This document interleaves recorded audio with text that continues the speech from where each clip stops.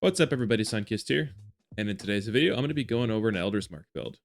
This is the build that I've honestly been running most recently, and I use it at public events, at nuke bosses, bounties. Occasionally I'll take it into raids with me, so overall it's a good daily driving class, and hopefully you learn something new from it. I would just like to ask right away if you'd like, comment, and subscribe, and if you're on mobile, hype the video, and I'll catch you at the end.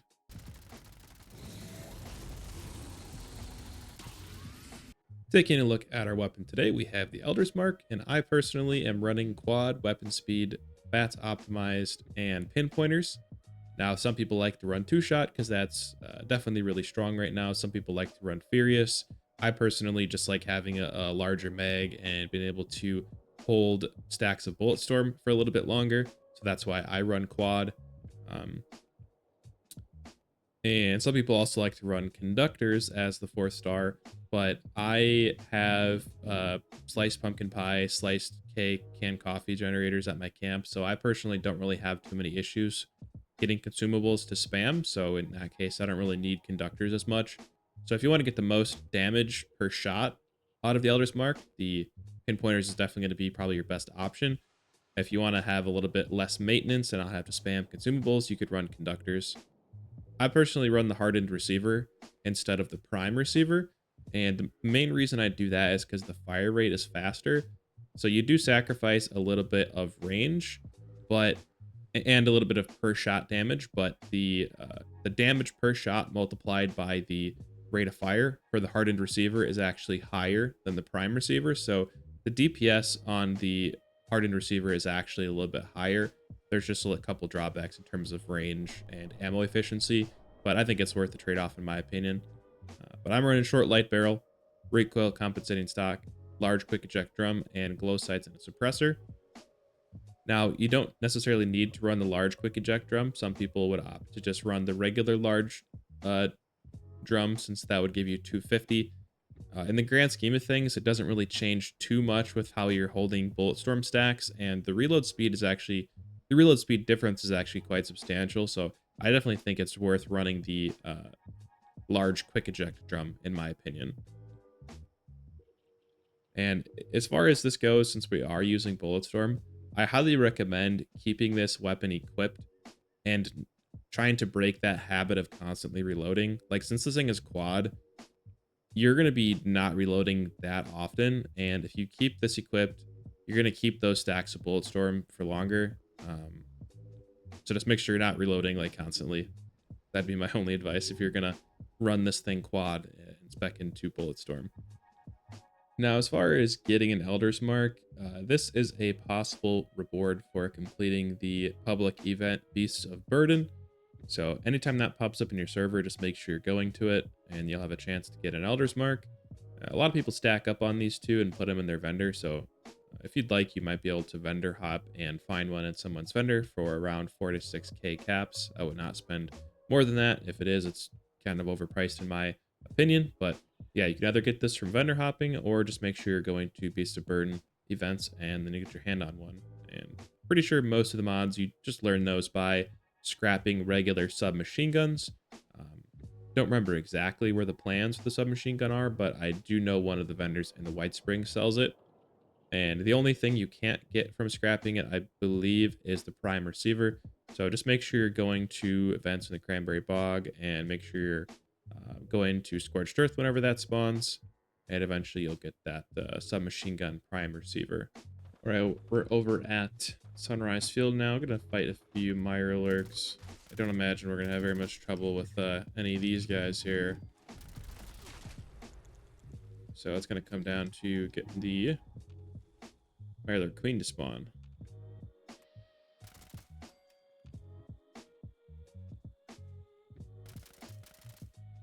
Do I have any grenades I can equip and throw?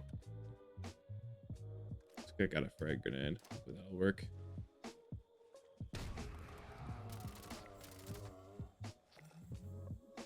All right, target the spouts here, and it looks like it is level 100.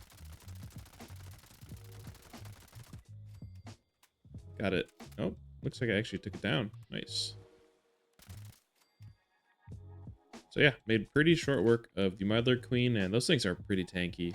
I think one thing that's really nice though is this build will cripple like tankier enemies right away. So even if you don't take it down right away, you more or less make it a non-moving target. We are over at the Grindstone Arch, and we're going to get up a little bit of adrenaline. Also, we're gonna stack up a few things of Bulletstorm quick here. Yeah, 3-star legendary super mutant, not really any problem there. Stack up a couple more Bulletstorm stacks here before I shoot the behemoth. Might as well. I know it's a waste of ammo, but oh well. Take a psycho buff quick. Can we get a stealth hit in here? And it's not registering him, of course. Yeah, I mean it melts pretty good. All right, we are now over at Fisher Site Prime. Gonna see how we do against some Mirelurk Queens.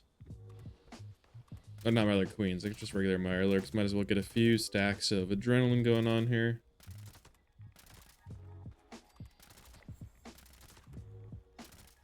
All right, we're almost maxed out on adrenaline. And we got a few stacks of Bulletstorm going here. Oh yeah, that definitely melted the that Scorch Beast. Guys, little out of range there. The thing that's nice about the Elder's Mark, honestly, is like even if you have low VATS accuracy, the fire rate is just so fast, and that in combination with Four-Leaf Clover, like you're gonna still kill stuff even with low VATS hit chance.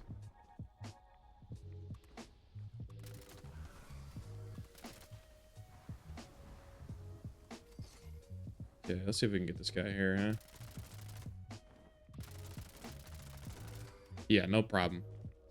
We're down at the snake now. I did take a small gun bobblehead, and also I'm gonna re-up on my psycho buff here. So I take the psycho buff, get ready to spam our birthday cakes, and we'll see how we do. Probably took more cake than I needed to, or maybe not. I don't know. We'll see. Looks like we're doing pretty good damage so far, though. 3,000 a crit. And I imagine once we get taking one for the team active, it's going to be quite a bit more.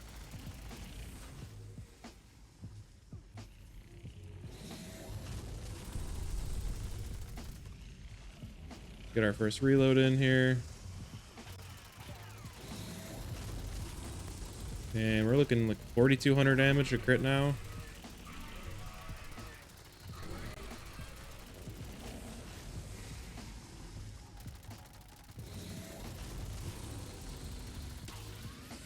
"48 seconds solo." I mean, that was my second run doing this. So, I mean, you could definitely get probably sub 40-second runs pretty easily if you maybe are a little more skilled than me with timing coffee and jumping and not getting staggered and stuff.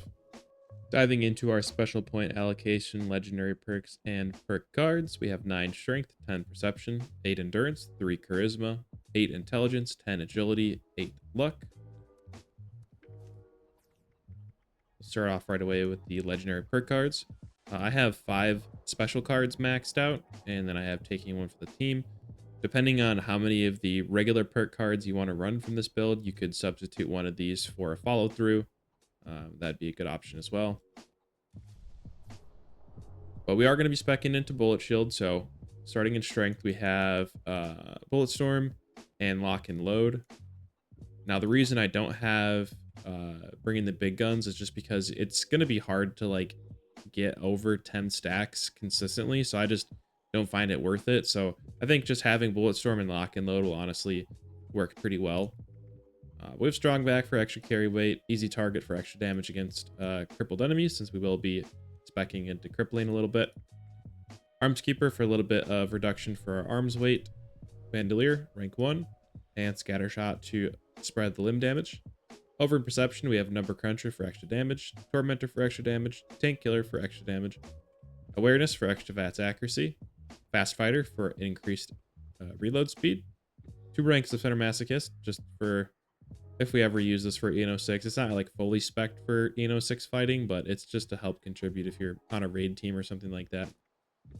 And then 2 ranks of concentrated fire for extra VATS accuracy and a little bit of extra damage.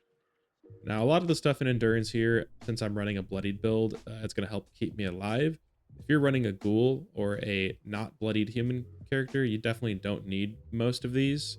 And you could spend those maybe in luck or maybe add one more to strength or something like that. But we have Life Giver, Ironclad, Nocturnal Fortitude, Thirst Quencher, Solar Powered, Vaccinated, Hardy, Starch Genes, and yeah, that'll do it for endurance. Again, that's all mostly survivability cards since I'm normally sitting around 18 to 19% max health. Over in Charisma, we have Strange Numbers to buff our mutations. This will directly buff our damage since it buffs our critical damage from Eagle Eyes, and also it buffs the Herbivore mutation, so it buffs the amount of extra damage you get from Blight Soup. Squad Maneuvers, because they increase the movement speed cap, so you can run a little bit faster now, and honestly, I really like being able to do that, so just a little bit of that for extra movement speed. Over in Intelligence, we have 2 ranks of Nerd Rage we have Nerd Rage for obviously our blooded build to get extra damage. Power User, I just have 2 ranks of this. I occasionally will use this build in Power Armor if I'm either in a nuke zone or fighting maybe a little bit tougher of an enemy. Batteries included, just because I carry fusion cores, and also I use this build for my Enclave Plasma Flamer occasionally, and good with salt, so I can carry extra, or so I can carry food and not worry about it spoiling as fast. Over in Agility, we just have 1 rank of Born Survivor. Enforcer for extra limb damage, to the Gorilla / Onslaught perk cards, as well as Gunslinger. Gun Fu is a really nice quality of life perk to have. Don't necessarily need it, but I mean, it is really nice to have, so I definitely recommend it. If you're not running a bloodied build, you could get rid of Born Survivor and then maybe run 1 rank of Gorilla or something like that. Over in Luck, mostly spec'd for VATS criticals, so we get better criticals, critical savvy, and I highly recommend running 4-leaf clover, just because the rate of fire that the Elder's Mark fires at, and that paired with this card, like even if you have low VATS accuracy, you're going to be critting like super often, just because even if you miss like 4 shots in a row, like that's going to fill your crit fill to get a crit, and crits are guaranteed to hit the enemy, so this pair is really nice with the Elder's Mark. Serendipity and Ricochet are because I'm running a bloodied build.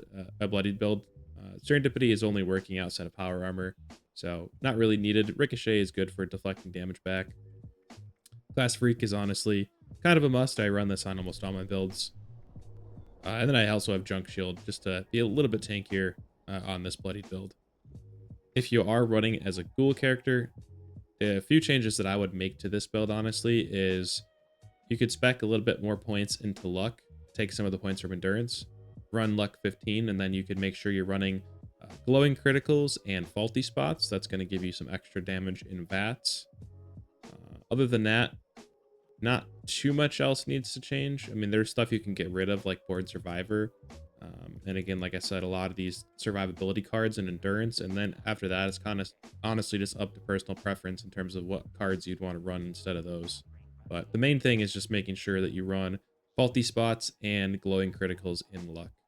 So there's 2 sets of armor that I use with this build primarily. One of them is just regular armor, and one of them is in power armor, so I'll go over both of those.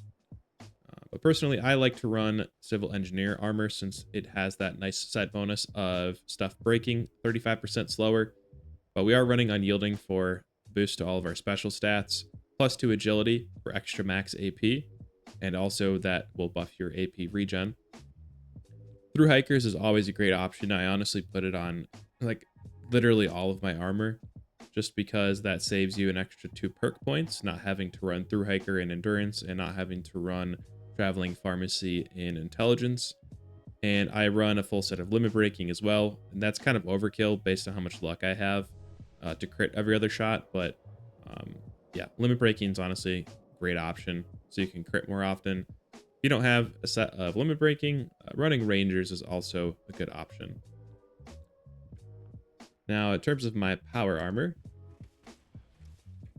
I have 4 pieces of Nocturnal and 1 piece Chameleon, and that's going to give us a bunch of extra Perception and Agility, so that'll buff our VATS accuracy and our max AP.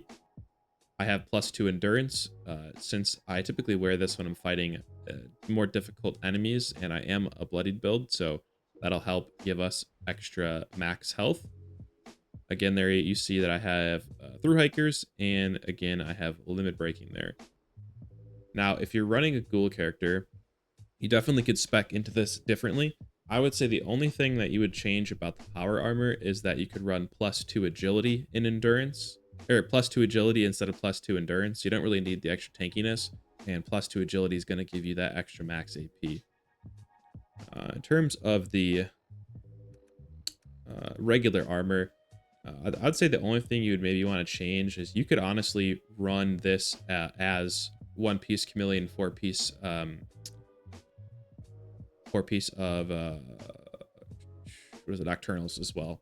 So yeah, that's going to be your best option for getting as much AP as possible on a VATS build for ghouls, in my opinion. And that's personally what I run on my ghoul when I do run a ghoul commando build.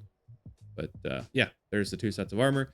Again, the daily driver armor is this unyielding set, and if there's anything that's a little bit more difficult, I'm doing like raids or nuke bosses, or just if I don't feel like having to go through the animation of taking a stim pack, I'll definitely run the power armor then. Taking a look at our buffs and mutations, I do run a small gun bobblehead when I have them. I have a Guns and Bullets 7 active right now, just an extra 10% unscoped weapon damage, so I assume that works on the Elder's Mark. Don't have Psycho active right now, or I guess Psycho buff, but I do run Psycho buff as well. Company Tea for extra AP regen, Blight Soup, since we're herbivore, gives us some extra critical damage. But for mutations, we're running Adrenal Reaction, Bird Bones, Eagle Eyes, Egghead, Healing Factor, Herbivore, Herd Mentality, Marsupial, and Speed Demon. And honestly, this is the mutations I run for pretty much all my builds. Thank you so much for making it to this point in the video. I hope you enjoyed it. If you haven't already, hit the like button and subscribe. If you'd like to check out my last video, that'll be on screen now. And hopefully I'll catch you in the next video. See you later.